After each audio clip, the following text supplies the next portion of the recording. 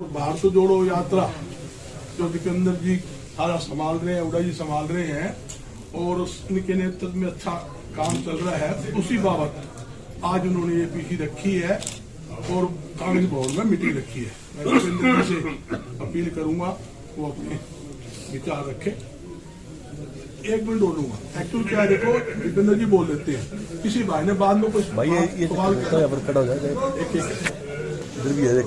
जैसा अभी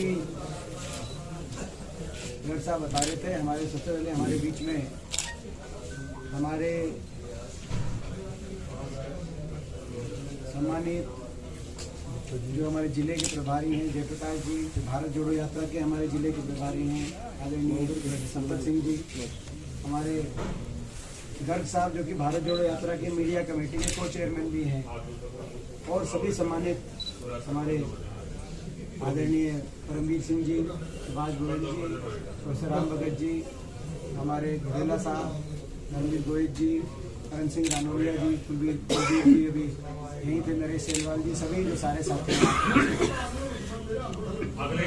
आपको जैसा कि पता है कि आज कांग्रेस पार्टी का स्थापना दिवस भी है, तो सबसे पहले उसकी शुभकामनाएं देते हैं। कांग्रेस पार्टी एक विचारधारा लड़ी, उस विचारधारा को लेकर उतार चढ़ाव देखिए। तो आज हमारा स्थापना दिवस हम मना रहे हैं, तो ये शुभ दिन है।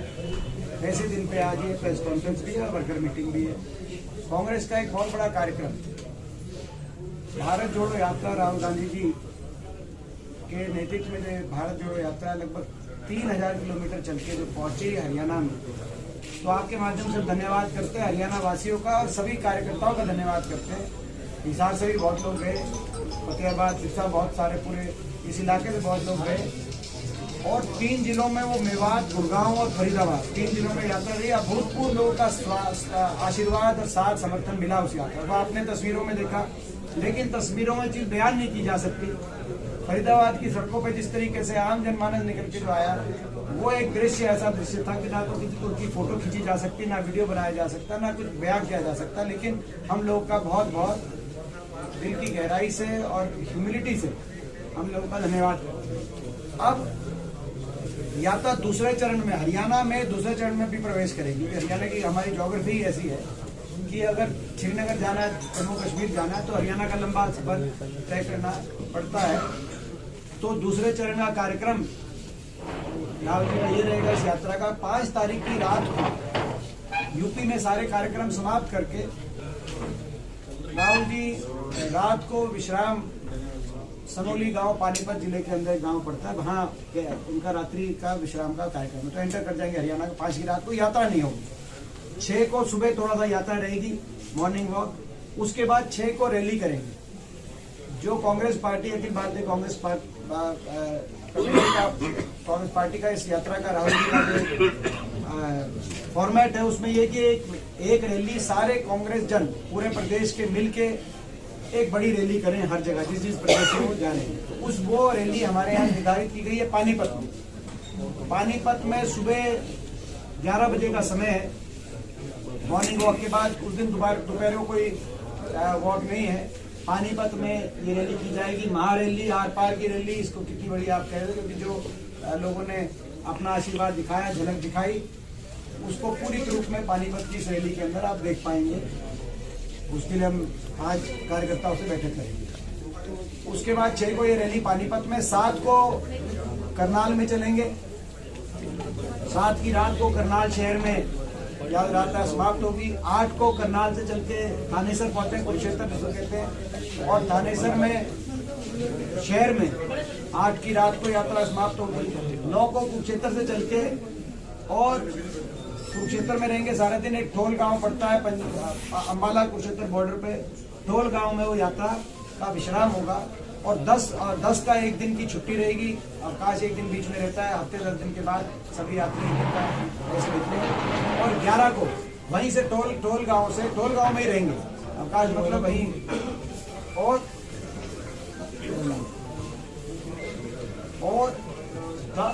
10 को एक दिन का अवकाश के बाद 11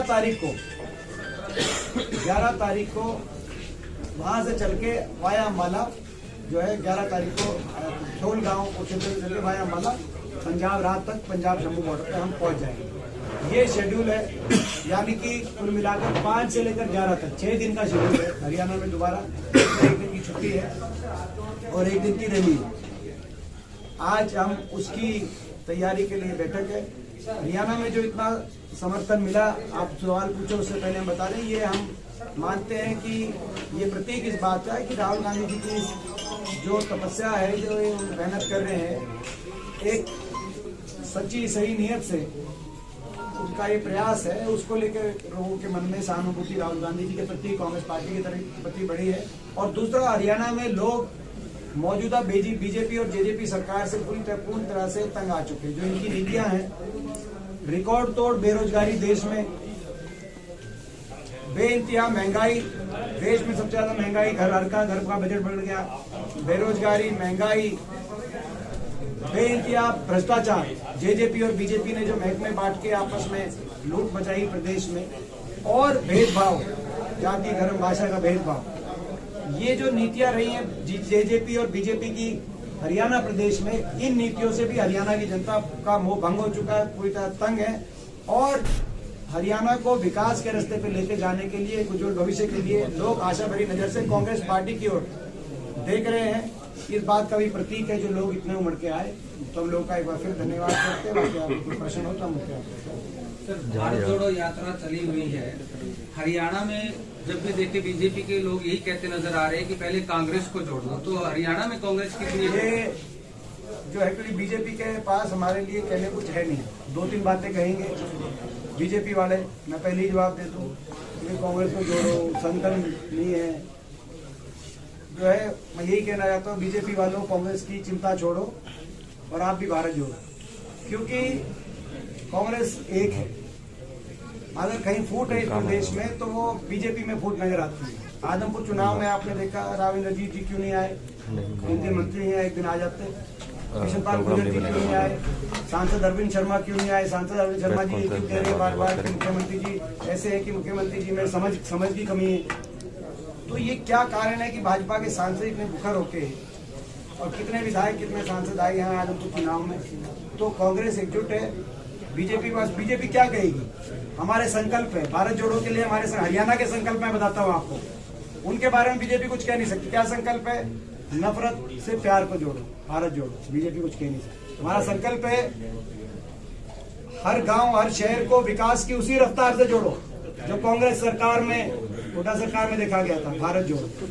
हमारा संकल्प है किसान को एमएसपी की गारंटी और सम्मान से जोड़ो, भारत जोड़ो। हमारा संकल्प है गरीब को आर्थिक विकास से जोड़ो, यानी गरीब को 100 गज के प्लॉट, 2 कमरे का मकान, पीले कार्ड से जोड़ो, भारत जोड़ो। हमारा संकल्प है कर्मचारी को ओल्ड पेंशन स्कीम से जोड़ो, भारत जोड़ो। हमारा संकल्प है नौजवान को रोजगार से जोड़ो, जो 1,82,000 पद पक्की नौकरी जो है समाप्त कर रहे हैं, या तो प्राइवेटाइजेशन के माध्यम से या कच्ची लगा रहे हैं सोशल पे।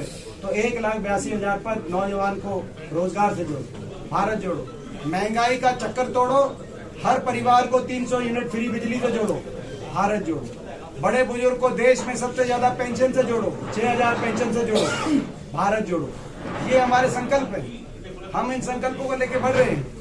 बीजेपी इनके बारे में तो कुछ कह नहीं सकते, क्योंकि ना तो 6,000 पेंशन देंगे, उन्हें तो 5,000 पेंशन ही नहीं दी, ना बिजली में राहत देंगे, ना ओल्ड पेंशन स्कीम देंगे, ना गरीब को 100 गज के प्लॉट और मकान देंगे। तो बीजेपी इस तरह की बात करती है। जो आप क्वेश्चन पूछे उसका जवाब दे दिया। हम एक है, फूट कहीं है तो बीजेपी। उपेंद्र जी, आप ही के पार्टी के एक विधायक ने विधानसभा में पेगासस का मुद्दा उठाया है, कुछ कहना चाहेंगे, कुछ कमेंट करना चाहेंगे कि लगता है आपको भी कि हरियाणा में इस पर ये बड़ा सीरियस मामला है। हमारे विधायक पंडित नीरज शर्मा जी ने पेगासस यानी कि जासूसी, जो जासूस सरकार है, ये तो हरियाणा की तो ऐसी सरकार ऐसी बदनामी ये करा रहे हैं कि हरियाणा सीआईडी के तो लोग जो है राहुल जी के टेंट, वो जो टेंट लगा हुआ उसमें घुस गए, तो उनके खिलाफ जो है पूरे देश में कहीं नहीं हुआ। बाकी जगह भी बीजेपी की सरकारें थी। आप मध्य प्रदेश से यात्रा आई है, वहां पे बीजेपी सरकार थी। आप महाराष्ट्र के अंदर भी इनका गठबंधन इन्होंने जोड़ तोड़ के सरकार बनाई है। बाकी जगह तो नहीं है बीजेपी की सरकार, कांग्रेस की है, राजस्थान में, केरल में। लेकिन ये ऐसी बेइज्जती कराई गई है प्रदेश की कि यहाँ पे वो तो खुले में यात्रा कर रहे हैं हम लोग। मगर हरियाणा एक ऐसा प्रदेश निकला जहाँ पे सीआईडी वालों को वहां भी घुसेड़ दिया। तो ये पेगासस का जो सवाल किया गया कि ये जो हरियाणा के जो सीआईडी के और पुलिस के अधिकारी जो इजराइल गए थे, इजराइल ऐसी कौन सी ट्रेनिंग लेने गए थे, जानकारी दे हरियाणा सरकार। और किस किस पे पेगासस और किस किस के टेलीफोनों पे के माध्यम से सरकार नजर रही है, सूची को जारी करे। हमें तो पता है कि हम तो होंगे मॉनिटरिंग पे, लेकिन और कौन कौन है बताए सरकार। इस यात्रा के माध्यम से हरियाणा की जो लोकसभा सीटों को आप साधने की कोशिश कर रहे हैं, क्या उसका फायदा आपको मिल पाएगा 2024 में? देखिए 2024 में हरियाणा में लोग मन मना चुके हैं, लोग बदलाव करेंगे हरियाणा प्रदेश में। कांग्रेस पार्टी की तरफ लोग देख रहे हैं और देश में भी जो माहौल बन रहा है उससे स्पष्ट है कि लोग देश में भी बदलाव की तरफ बढ़ रहे हैं। हमें विश्वास है कि हम हरियाणा में लोकसभा चुनाव में बहुत कांग्रेस का अच्छा प्रदर्शन करेंगे। पूरे हरियाणा में पटवारी भी स्ट्राइक पर है सर, 3 दिनों का तीसरा दिन है, पे ग्रेड की मांग कर रहे हैं। इसके अलावा ओल्ड पेंशन को लेकर भी हरियाणा में लगातार प्रोटेस्ट चल रहे हैं। तो कितने वर्ग स्ट्राइक पे अभी देखो, बच्चे स्ट्राइक पे बैठे रहे, आप लोगों ने भी उठाई बात। मेडिकल के स्टूडेंट्स स्ट्राइक पे बैठे रहे, आपने देखा। आंगनवाड़ी स्ट्राइक पे, सफाई कर्मचारी कल उनका प्रदर्शन था, सफाई कर्मचारियों का, ग्रामीण सफाई कर्मचारी, ग्रामीण सफाई वो स्ट्राइक पे, पटवारी स्ट्राइक पे। तो ये जो है इसमें सरकार को फर्क नहीं पड़ता। क्योंकि सरकार का मानना है कि इन सबसे स्ट्राइक करा दो, जो है पोर्टल से सारी चीज करा दो। परिवर्तन लाने के लिए हरियाणा में परिवर्तन यात्रा निकाल रहे हैं, आप उसको कैसे? हम सीरियसली नहीं लेते, क्योंकि उनकी पार्टी का तो जनाधार है ना, कोई इतनी बात लंबी चौड़ी है। हम INLD को सीरियसली नहीं लेते।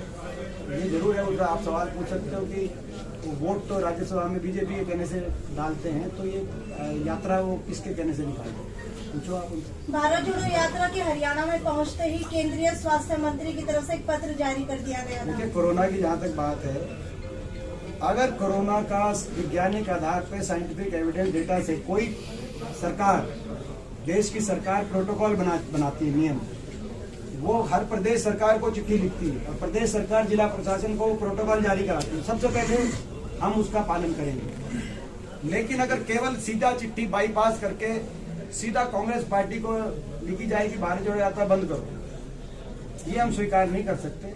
ना बीजेपी को चिट्ठी लिखी उन्होंने, ना जेजेपी को चिट्ठी लिखी उन्होंने, ना किसी प्रदेश सरकार को चिट्ठी लिखी, ना कोई नियम बनाया, ना कानून बनाया, आपके लिए कोई ना कानून बनाया। मगर सीधा हम पे कानून लागू कराना चाहें तो उनकी जो क्या नियत है, क्या मंशा है, आप अंदाजा लगा सकते हो। और उस बात को सर, एक सवाल जो पूरा भारत पूछ रहा है कि राहुल गांधी आदि बाजू की टी-शर्ट में घूम रहे हैं, उन्हें ढंग नहीं लगती? ये देखिए, वैसे मैं इसमें बताना चाहता हूँ क्योंकि बहुत लंबे समय तक मेरा साथ रहा है, लगभग 20 साल से मैं संसद में उनके साथ हूँ और हम साथ ही लोकसभा के अंदर हमें सौभाग्य मिला था और तब से देखा है। उससे पहले से भी उनसे परिचित हूँ, उससे पहले भी बहुत वर्षों से।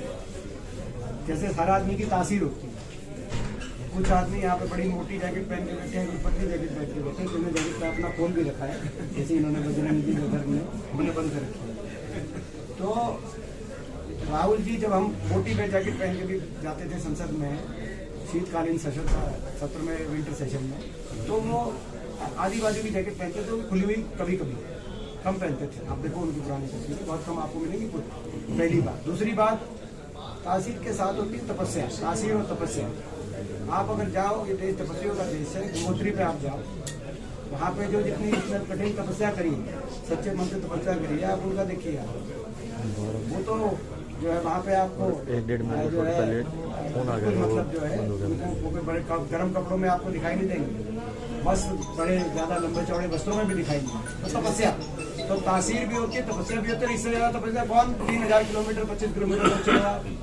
यहाँ पे सुबह 5 किलोमीटर चलने के लिए बड़ा मारामारी हो जाती है कि 5 किलोमीटर चल दिया, आज हम 7 किलोमीटर चल दिए, ये 25 किलोमीटर चल रहे हैं। तो हिसार में जिला परिषद चेयरमैन को लेकर मगर ये अच्छा है, मगर ये चीज अच्छी है, मगर एक चीज अच्छी है कि एक टी-शर्ट ने जो है बीजेपी को परेशान कर रखा है। हम इस बात से अच्छा ये बताइए, सलमान खुर्शीद ने राहुल को राम की बात कर दिया, बहुत अच्छी बात है कि नहीं? ये जो है उनसे आप सर जो यात्रा चल रही है राहुल गांधी की, उससे बीजेपी को एलर्जी हो रही है, उसकी कोई दवाई है कांग्रेस के पास?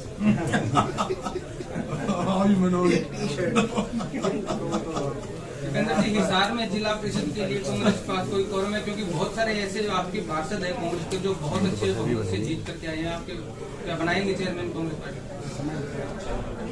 हुड्डा साहब, अगर बात कर लीजिए जिस तरह से अभी ये रैली होगी, उसके बाद हरियाणा में क्या कुछ कांग्रेस का शेड्यूल रहेगा? एक यात्रा हरियाणा में भी शुरू करने की तैयारी है, ऐसा कुछ चर्चा होगी? क्योंकि अभी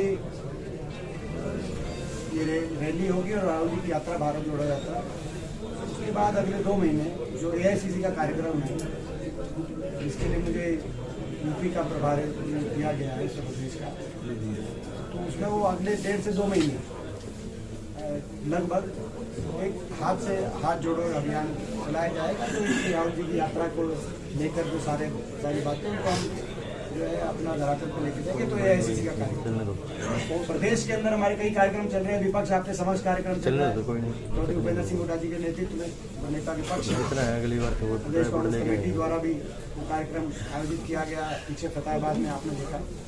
तो देश के अंदर कई कार्यक्रम चल रहे हैं, तो कार्यक्रम तो चलते रहेंगे। लोगों की लड़ाई हम लड़ते रहेंगे, सड़क से लेकर संसद तक। किरण चौधरी नाराज दिख रही है, उसको लेकर आपका क्या? किरण चौधरी नाराज आपसे बता रही हैं क्या नाराज? नहीं, आपकी यात्रा जो भारत जोड़ो यात्रा 3 दिन रही, उसमें भी नहीं आई। पहले दिन उसकी जो तैयारी बैठक थी उसमें किरण जी भी थी और अपना श्रुति जी। गठबंधन की सरकार होने के बावजूद भी डिप्टी सिंह कहते हैं कि 5100 रुपए की पेंशन करने की 30 मंजूर है। नहीं तो वो रैली के किस नाम की वो धरना दे। सरकार में मंत्री हैं, उप मुख्यमंत्री हैं, बैठ के बात करना चाहिए उनके विधायकों को। करते करें अपने विधायक, पहले तो विधायक करते हो नहीं रहे, धरना दें। ऐसा है कि इनकी नीयत मंशा कुछ और है। ये हम शुरू से कह रहे हैं, ये बुढ़ापा पेंशन का समझौता नहीं था, ये हरियाणा को लूटने का समझौता था। लूट की छूट का, भ्रष्टाचार, खुला भ्रष्टाचार करने का समझौता था। लूट लिया सब कुछ। आप पता तो करो ये एयरपोर्ट का आसपास का क्या हुआ, पता करो आप जाके। आप अपना क्या है, हर तरीके से शराब घोटाला क्या है हरियाणा का, क्या करें। संगठन की बात भी कर रहे हैं, संगठन के चुनाव वगैरह संगठन हमारा चल रहा है, संगठन की प्रक्रिया चल रही है। डेलीगेट्स हमारे बन चुके हैं। इस यात्रा के तुरंत बाद जो AICC का जारी शेड्यूल है उसके अनुसार हमारा संगठन तैयार कर दिया जाएगा, ऐसा हमें पूरा विश्वास है। दीपेंद्र जी, एयरपोर्ट को लेकर स्टेट और सेंटर की कंट्राडिक्टरी स्टेटमेंट्स आई है। स्टेटमेंट क्या कॉन्ट्राडिक्टरी क्या, वो तो बिल्कुल जो है ये एयरपोर्ट का मैं बताना चाहता हूँ। आखिरी मिनट है क्योंकि इसके बाद एयरपोर्ट आपको पता है कि 2013 में जब चौधरी अजीत सिंह जी नागरिक उड्डयन मंत्री थे, तब भारत सरकार की कैबिनेट मीटिंग में पहले तो CCEA cabinet committee on economic affairs ये फैसला किया कि 50 छोटे एयरपोर्ट्स को सरकार डेवलप करेगी और सरकार उनको चलाएगी। फिर भारत सरकार की कैबिनेट मंत्री ने 50 कैबिनेट ने उन 50 में से 2 एयरपोर्ट हरियाणा के चयनित किए।